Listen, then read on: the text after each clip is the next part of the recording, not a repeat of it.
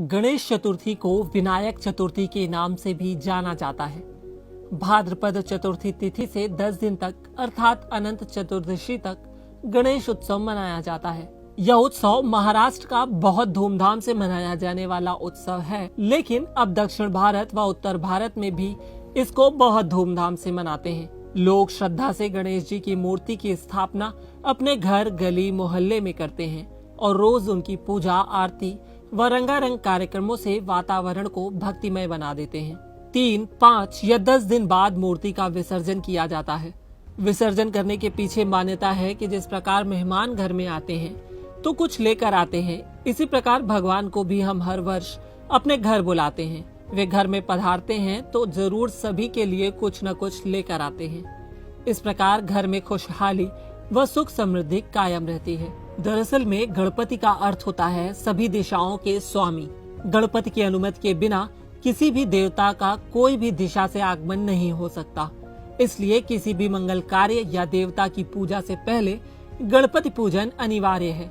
गणपति द्वारा सर्व दिशाओं के मुक्त होने पर ही पूजित देवता पूजा के स्थान पर पधार सकते हैं। इसी विधि को महाद्वार पूजन या महागणपति पूजन भी कहते हैं। भगवान गणपति का पूजन किए बगैर कोई कार्य प्रारंभ नहीं किया जाता। विघ्न हरण करने वाले देवता के रूप में पूज्य गणेश जी सभी बाधाओं को दूर करने तथा मनोकामना को पूर्ण करने वाले देवता हैं। अक्सर श्री गणेश की प्रतिमा स्थापना से पूर्व यह सवाल सामने आता है कि श्री गणेश की कौन सी सूंड होनी चाहिए, यानी किस तरफ सूंड वाले श्री गणेश पूजनीय हैं। तो आइए हम आपको बताते हैं। दाई सूंड, जिस मूर्ति में सूंड के अग्रभाग का मोड़ दाईं ओर हो उसे दक्षिण मूर्ति या दक्षिणाभिमुखी मूर्ति कहते हैं। यहाँ दक्षिण का अर्थ है दक्षिण दिशा या दाईं बाजू। यहाँ दक्षिण का अर्थ है दक्षिण दिशा या दाईं बाजू। दक्षिण दिशा यमलोक की ओर ले जाने वाली व दाईं बाजू सूर्य नाड़ी की है। जो यमलोक की दिशा का सामना कर सकता है वह शक्तिशाली होता है, वह जिसकी सूर्य नाड़ी कार्यरत है वह तेजस्वी भी होता है। इन दोनों अर्थों से दाईं सूंड वाले गणपति को जागृत माना जाता है। ऐसी मूर्ति की पूजा में कर्मकांड अंतर्गत पूजा विधि के सर्व नियमों का यथार्थ पालन करना आवश्यक है।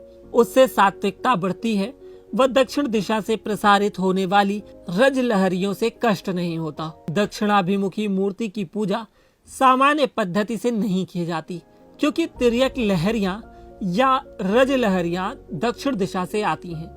दक्षिण दिशा में यमलोक है, जहां पाप पुण्य का हिसाब रखा जाता है, इसलिए यह बाजू अप्रिय है। यदि दक्षिण की ओर मुंह करके बैठें या सोते समय दक्षिण की ओर पैर रखें तो जैसी अनुभूति मृत्यु के पश्चात अथवा मृत्यु पूर्व जीवित अवस्था में होती है, वैसी ही स्थिति दक्षिणाभिमुखी मूर्ति की पूजा करने से होने लगती है। विधि विधान से पूजन न होने पर यह श्री गणेश रुष्ट हो जाते हैं। बाईं सूंड, जिस मूर्ति में सूंड के अग्रभाग का मोड़ बाईं ओर हो उसे वाम मुखी कहते हैं। वाम यानी बाईं ओर या उत्तर दिशा। बाईं ओर चंद्र नाड़ी होती है, यह शीतलता प्रदान करती है एवं उत्तर दिशा आध्यात्म के लिए पूरक है, आनंददायक है। इसलिए पूजा में अधिकतर वाम मुखी गणपति की मूर्ति रखी जाती है। इसकी पूजा प्रायिक पद्धति से की जाती है। इन गणेश जी को गृहस्थ जीवन के लिए शुभ माना गया है। इन्हें विशेष विधि विधान की जरूरत नहीं लगती। यह शीघ्र प्रसन्न होते हैं, साथ ही थोड़े में ही संतुष्ट भी हो जाते हैं। अगर आपको यह जानकारी पसंद आई तो हमारे फेसबुक पेज पर लाइक करें और यूट्यूब पर सब्सक्राइब करें।